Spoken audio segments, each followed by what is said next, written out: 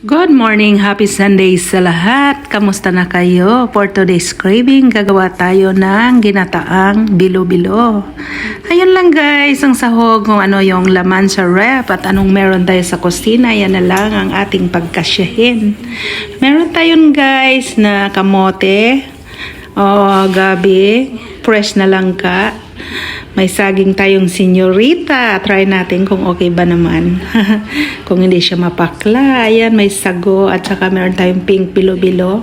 Asukal na pula. Gata. Ayan guys, paghalu-haluin mo lang lahat yan. Kung saan ka masaya, kung saan ang unahin mo doon. Ganon ang buhay. Kailangan, importanteng masaya tayo sa sarili natin. Huwag tayo maghanap kung anong wala. Yan lang guys, nung una kong nilagay ang gata, may tira siyang konti. Nilagay ko sa bandang huli para medyo siya creamy.